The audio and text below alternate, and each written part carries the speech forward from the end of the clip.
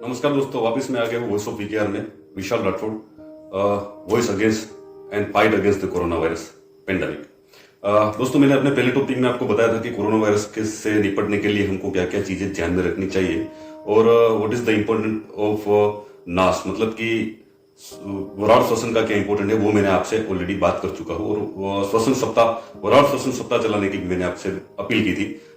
उसी के बेस के ऊपर आज ये नई क्लिप आपके सामने मैं बताने जा रहा हूँ। वो भी एक बेहद ही इंपॉर्टेंट हो जाती है कि अगर कोई आदमी को कोरोना हो जाता है और कोरोना होने के बाद क्या क्या कर सकते हैं, कौन से रिपोर्ट कर सकते हैं, कोरोना के अभी जो नए लक्षण देखे जा रहे हैं वो कितने इंपॉर्टेंट है जानना, और पुराने की तुलना में नए नए जो उसके सिम्टम्स आए हैं उसको कितना जानना जरूरी हो जाता है। तो आइए शुरू करते हैं कि अभी जो पेंडेमिक सिचुएशन चल रहा है वो यूके केंट वेरिएंट की वजह से चल रहा है, और इस केंट में कोरोना वायरस अपना रूप बदल के आया है, और वो अभी जो नई स्ट्रेन लाया है उसका नाम है B1.1.7, और ये यूके में पाई गई थी। अब वो इंडिया में बहुत ही ज्यादा फैल चुकी है।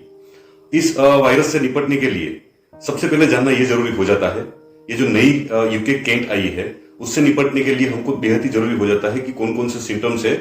पहले की तुलना में अगर देखें तो सर्दी, जुकाम, रनिंग नोज, आपको कोल्ड होना, सांस लेने में तकलीफ, या फिर आपका टेस्ट चला जाना, ये कॉमन बात थी। जो नए जो कोरोना वायरस वेरिएंट आए हैं उसमें ये कम दिखाई देते हैं। कुछ अलग सिम्टम्स भी पाए जाते हैं अभी, उसको भी बेहद ध्यान में लेके चलना जरूरी हो जाता है ताकि हम अपना सही समय पे इलाज कर पाए और उससे निपटने के लिए हम डॉक्टर के पास जाके अपना इलाज और बेहद सुरक्षित हो पाए। तो आइए जानते हैं कि कौन कौन से अभी कोरोना वायरस के जो सिम्टम्स है, जो कि सर्दी, खांसी, जुकाम, रनिंग नोज, सीओपीडी और टेस्ट, ये जो था उसके अलावा का भी है, वो भी मैं आपको बता देना चाहता हूं।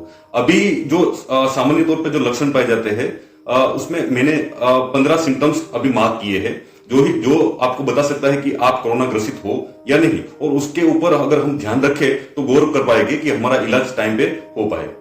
उसमें नंबर 1 आता है कि आपको फीवर आना, सर्दी होना।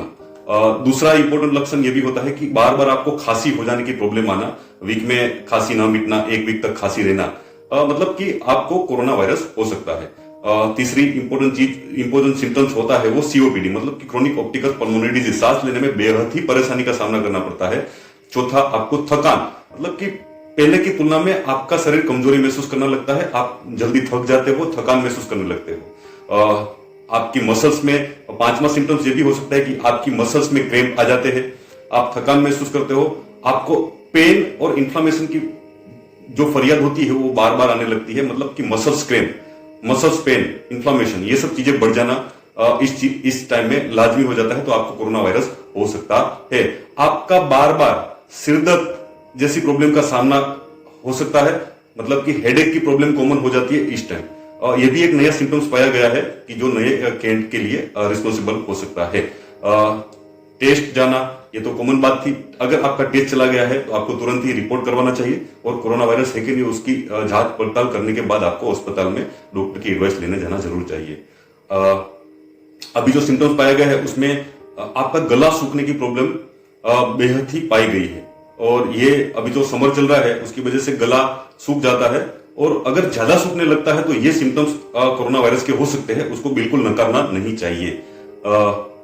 तीसरा, 9वां सिम्टम्स मैं आपको बताने जा रहा हूं, वो बहुत इंपॉर्टेंट है कि आपका नाक, मतलब कि अगर सर्दी हो जाती है तो उसमें से जो पानी निकलने की प्रक्रिया होती है वो बढ़ने लगती है और रुकने का नाम नहीं लेती है। ये भी एक कोरोना वायरस का सिम्टम्स हो जाता है।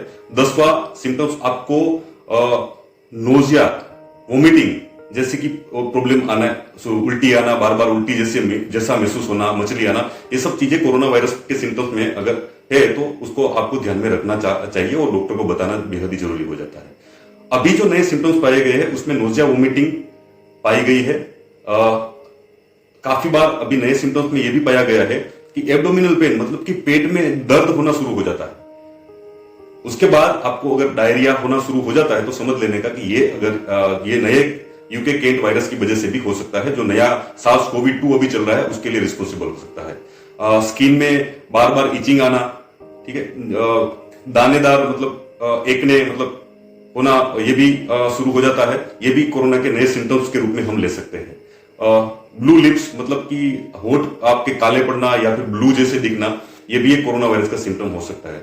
ऊपर के सिम्टम्स मैंने जो अभी आपको बताए वो आपको ध्यान में रख के चलना है ताकि हम अपना टाइम पे इलाज कर पाए।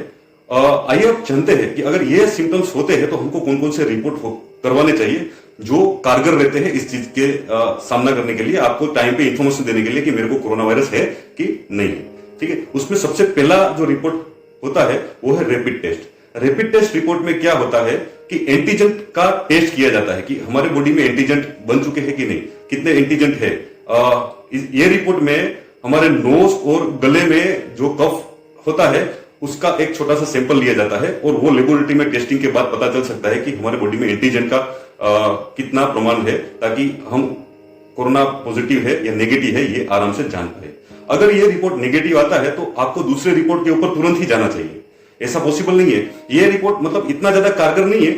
अगर ये नेगेटिव आता है तो आपको रुकना नहीं है, आपको आरटीपीसीआर नाम का एक रिपोर्ट होता है जो कि रियल टाइम पीसीआर टेस्ट भी हम उसको बोलते हैं। उसमें भी सेम रहता है कि आपके नोज द्वारा या फिर गले द्वारा कफ का सैंपल लिया जाता है, म्यूकस का सैंपल लिया जाता है और उसी के ऊपर हम पता लगा सकते हैं कि ये एलिमेंट है कोरोना वायरस पॉजिटिव, उसमें आने की संभावना बढ़ जाती है। एक्यूरेट रिपोर्ट है और अभी यही ज्यादा सक्षम भी है। यह रिपोर्ट करना इतना ज्यादा जरूरी हो जाता है अगर आपका एंटीजन रिपोर्ट नेगेटिव आता है तो। और तीसरा एंटीबॉडी। एंटीबॉडी बॉडी में कब पैदा होते हैं कि कोई दूसरा वायरस बॉडी में, फॉरेन बॉडी हावी हो जाता है और उससे लड़ने के लिए हमारी इम्यून सिस्टम एंटीबॉडी पैदा करना शुरू कर देती है, तो उसकी अगर मात्रा हमारे ब्लड में पाई जाती है, ये ब्लड से हो सकता है एंटीबॉडी रिपोर्ट। अगर ब्लड का सैंपल लेने के बाद ब्लड में कितने एंटीबॉडी है वो आराम से जाना जा सकता है। तो ये 3 रिपोर्ट भी आपको ख्याल रख के चलना है और यही रिपोर्ट आपको आगे जाके काम आएगी ताकि आप अपना रक्षण कोरोना वायरस से कर पाए। अगर आपका कोरोना रिपोर्ट पॉजिटिव आता है तो बिल्कुल घबराने की जरूरत नहीं है। मेरे पहले की वीडियो में जो चीज मैंने बताई है उसको ध्यान में रख के चलिए और डॉक्टर की कंसल्ट लीजिए। और अगर अस्पताल में भर्ती होने की जरूरत पड़े तो ये रिपोर्ट पॉजिटिव आने के बाद आप डॉक्टर को कंसल्ट करके आप वो कर सकते हैं। Thank you very much. ये सब चीजें ध्यान में रखिए। नेक्स्ट टाइम मिलूंगा दूसरे टॉपिक के साथ in voice of PKR to fight against the corona virus situation. Thank you very much. जय हिंद, जय भारत, जय इंडियन आर्मी।